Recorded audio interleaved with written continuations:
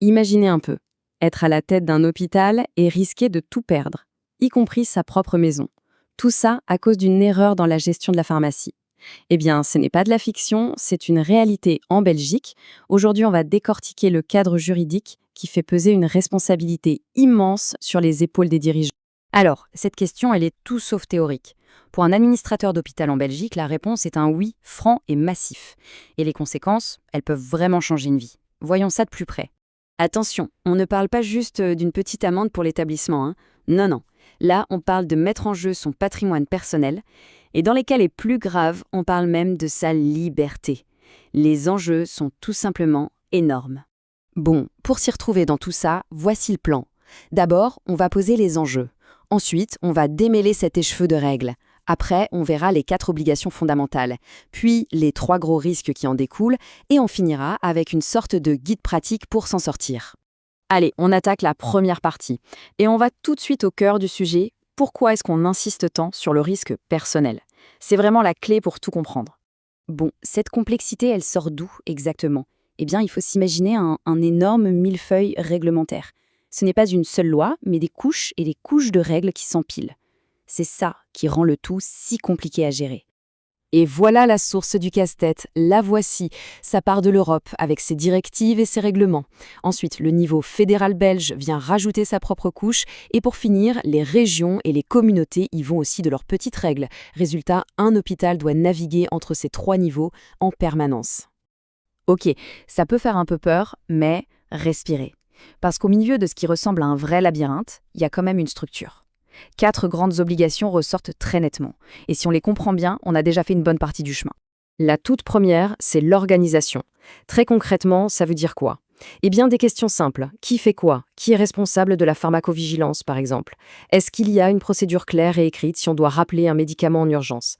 Est-ce qu'il y a un budget pour ça? Sans cette base, tout le reste est bancal. Deuxième point crucial, la documentation.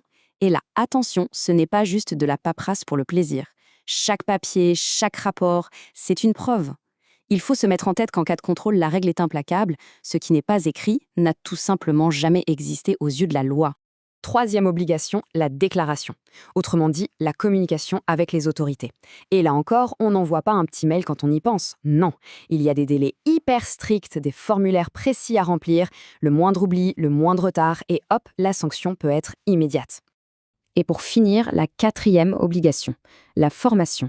C'est simple, il ne suffit pas que le personnel soit compétent, il faut être capable de le prouver. Ça veut dire qu'on doit garder une trace de tout. Qui a suivi quelle formation, quand, avec quels résultats. C'est une sorte d'assurance-vie contre le risque d'erreur. Bon, maintenant qu'on a vu les obligations, la question qui fâche. Qu'est-ce qui se passe si on ne les respecte pas? Si on fait un faux pas? C'est là vraiment que ça devient sérieux. Et comme on l'a dit, très personnel. Le premier risque, c'est le risque administratif. Là, c'est l'autorité de régulation qui frappe. Et ça peut faire très mal. On parle d'amendes qui peuvent se chiffrer en millions d'euros, de la suspension de l'agrément. Imaginez devoir fermer la pharmacie de l'hôpital. C'est le scénario catastrophe. Ensuite, on a le risque civil. Là, ça touche directement au portefeuille. Un exemple simple, un patient subit un dommage à cause d'un médicament mal géré. Eh bien, le tribunal peut décider que c'est à l'administrateur de payer les dédommagements sur ses fonds propres. C'est là que ça devient vraiment, vraiment personnel. Et enfin, le sommet de la pyramide des risques, le pénal. Là, on change complètement de dimension. Pour les fautes les plus graves, on ne parle plus seulement d'argent. On parle de casier judiciaire et oui, potentiellement de peine de prison. C'est le risque ultime. Ce tableau, il est super clair, il résume tout ça parfaitement. On voit bien les 3 types de responsabilités, administrative, civile et pénale. En face, qui sanctionne et surtout les conséquences possibles. C'est vraiment la carte des dangers qu'il faut toujours garder en tête. Ok, le constat est un peu effrayant, c'est vrai. Mais la bonne nouvelle, c'est qu'il y a des solutions.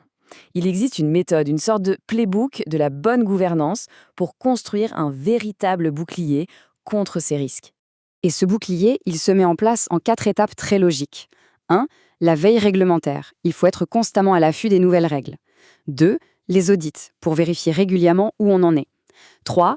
Les actions correctives. Si on trouve un problème, on le corrige et on note comment on l'a fait. Et enfin, 4. La documentation systématique de tout le temps. C'est la meilleure défense qui soit. Finalement, cette citation nous rappelle l'essentiel. Parce qu'au-delà de la peur des amendes, au-delà de la complexité juridique, l'objectif de toute cette gouvernance, c'est quoi? C'est de s'assurer que les soins donnés aux patients sont sûrs et de la meilleure qualité possible. Et au fond, n'est-ce pas la seule chose qui compte vraiment?